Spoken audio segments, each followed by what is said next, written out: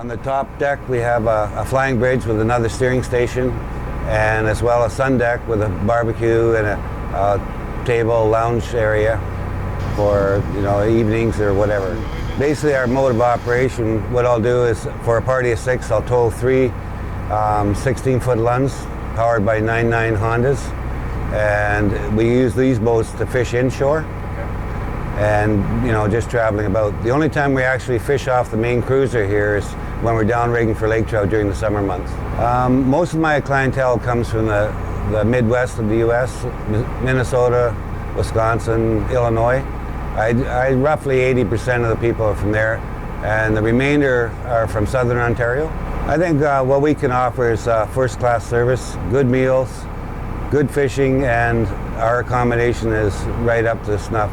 The beauty of this operation is you're self-contained and you don't have to have any other accommodation other than the cruiser itself. And we can provide provisions right up to a full week without any trouble. Actually, the way we run is it's kind of, you fish species specific at certain times of the year. Like at this time of year where there's real good northern fishing, the brook trout are usually in the spring right through till about the 1st of July, and then they don't go that far away, but they're harder to catch. During the summer we downrig for lake trout, and walleye fishing's real good, and then we swing back to the brook trout in the fall. If you're interested in a trip on Lake Nipigon, we have a website. Right at this stage, and I'm most optimistic about the management plan for the lake. From an operator's perspective, this is an excellent trip to get away from the telephone. Once you step on board, you're free of all housebound worries. We'll look after all that. And what really makes this trip is not only the fishing, is the serenity and the pristine nature of Lake Nipigon. There's very little industry. There actually is no industry on the lake at all. It's a headwater for Lake Superior. There's no pollution coming into the lake, and there's very few villages or access points on this lake. It's roughly 70 miles by 45 miles wide.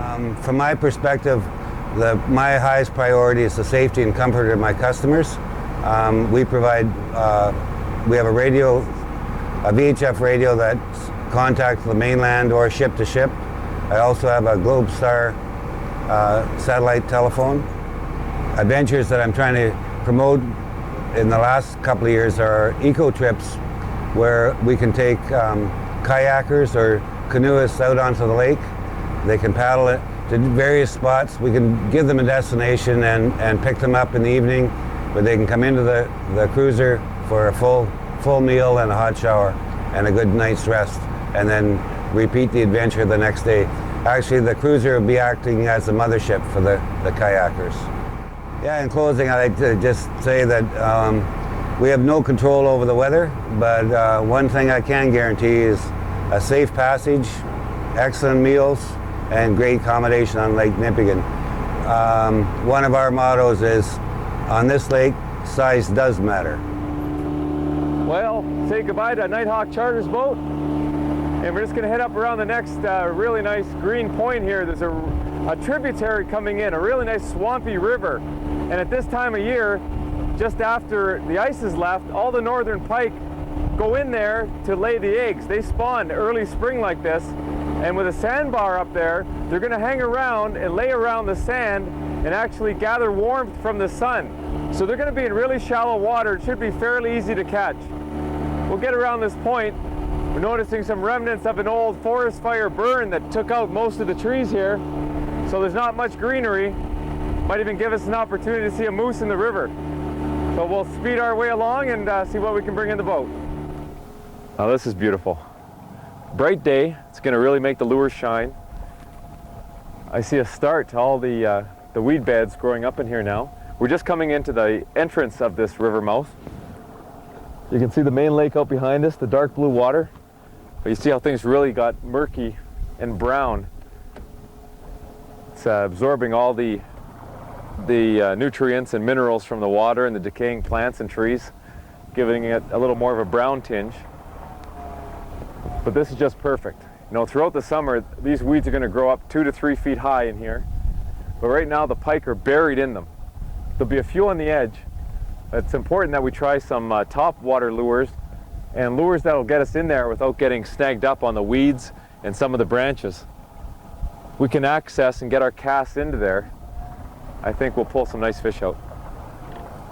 So I think I'll just quietly position us up in here and we'll see what's willing to bite. There we go. Look at this. Nice little fighter. We came around the point. I saw these weeds making a little backdrop. So it looked like there's a little deeper hole here. Let's see if we can hang on to them. Lake Nipigon is barbless, so earlier in the day we pinched the barbs. Now, whoa, he's really pulling drag for, I don't know, we haven't seen him yet. Not a monster, but respectable fish. Here he comes. Actually, with this cold water, they fight a lot bigger. He's getting close now. Oh, that's a nice fish. Look at that, just hammered that silver spoon. One little tip is to put a little rubber tail on it, like I've done here. Get a hold of him. There we go. It's barbless. Caught him right in the corner of the mouth here.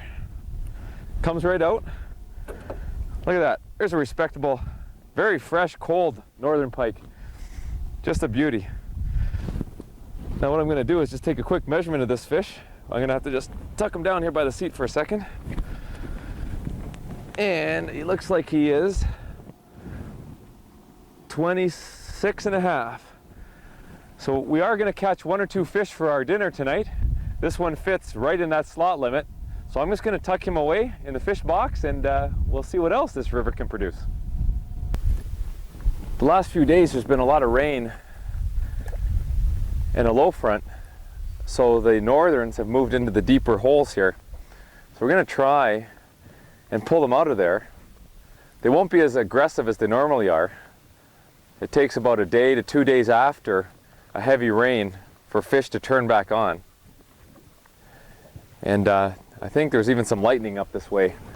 So that really scares them a little bit and gets them away from these shallows into the deepest part of the tributary, or even pushes them out into the main lake. But that water temperature is a little too cold out there for them still. So hopefully, any time now with the sun shining, the high pressure front moving in, for the next couple of days, the fish are going to turn back on. And that's what we're hoping for.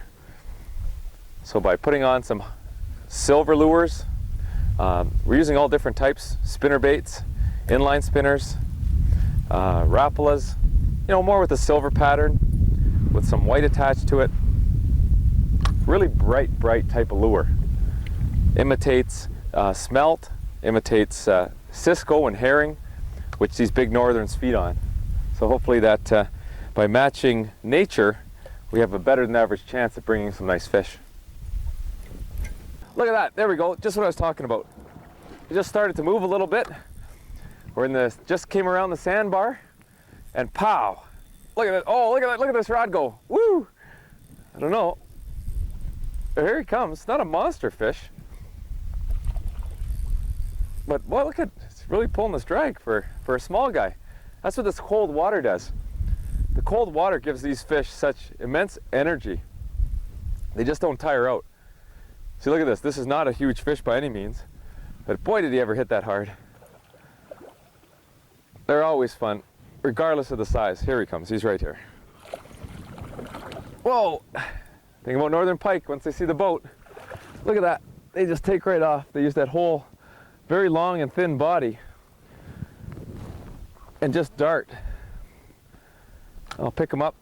As you can tell, we're using steel leaders. Get behind the pike here. And again, we're barbless on Lake Nipigon. So this shouldn't be too bad of a problem. There we go. Nice and healthy for the fish. One nice look. Just a freezing cold fish. Very firm. That's that springtime type of fish. Very firm. We won't even look at him at all. We'll just get a nice peek, send him back in. Beautiful fighter. And they take off really fast. Oh, that's nice. Let me just show you that steel leader again. Something that you have to have. Now he even popped it here for me. Look at this, the lure came right off. I'll have to reset that. But you need the steel part. A pike's teeth are row upon rows of razor teeth, and if they touch the monofilament, any side-to-side movement from the fish instantly cuts that line like a pair of scissors. So when you're out pike fishing, intentionally going after them, be sure to put a steel leader on, and you're going to save a lot of lures.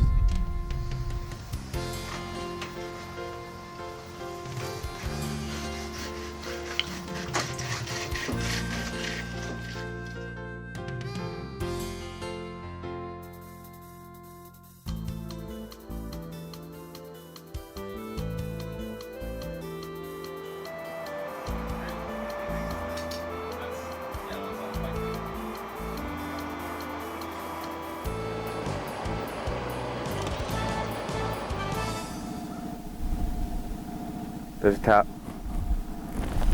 Yep, there we go. I got one. Drop it in neutral. Oh yeah, look at, oh there. Look at, I see some flashes of silver just out from the boat here. There he is. This water's so clear, it's hard to see how big he is. Oh, there's a nice fish.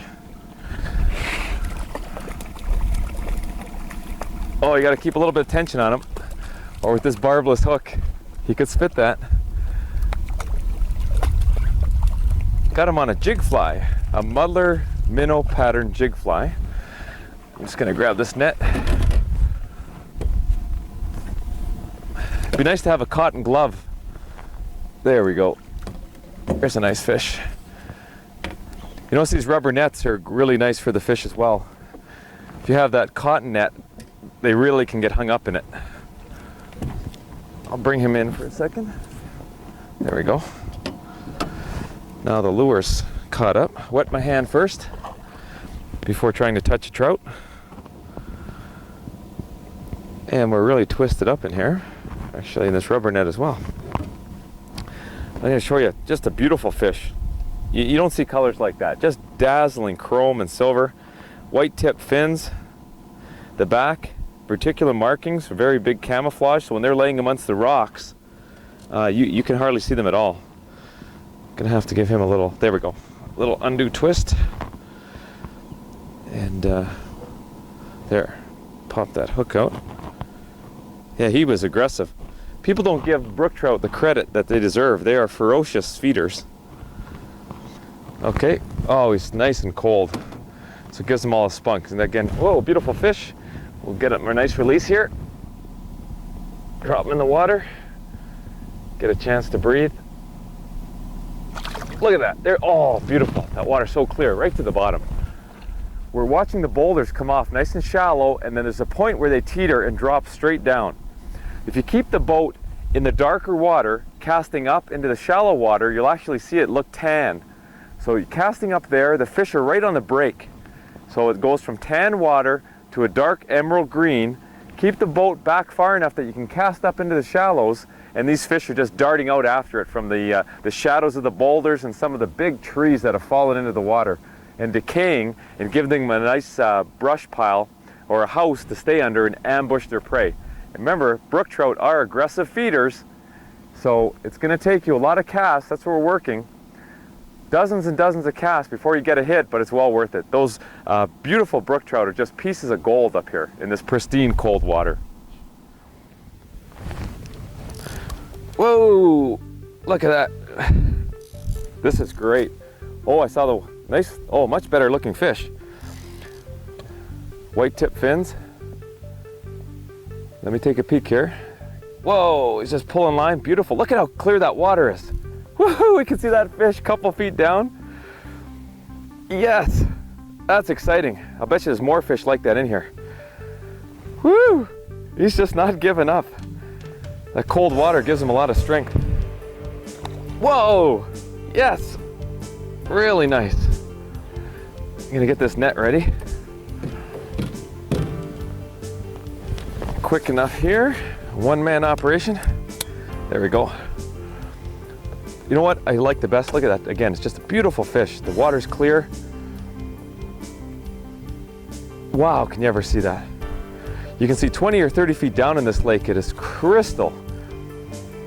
Just a beautiful prehistoric lake formed by the glaciers retreating. And we'll show you in a minute that there's still actually ice on the shore. Got to watch this twisting. That's the point where they're going to get unhooked. There, we got him. Oh, what a beautiful brook trout. That's what we're coming for. Lake Nipigon in northern Ontario. Woo! Yes, that is a beautiful fish. Now I'll try and get that hook out. Should be quite easy. Got him in the top of the mouth. Using small casting spoons, similar to this one here is a 5 of diamonds. You can use blue and silver ones. You can use red and golds, work very well. Beautiful, one last look, nice and gold. I love the shimmering on it, little pink dots. Right back into the freezing water. And he's gone. Brook trout on Lake Nipigon, what a fantastic fishery. You gotta come up here and give it a try. Call Tim at Nighthawk Charters and get out on one of his cruises.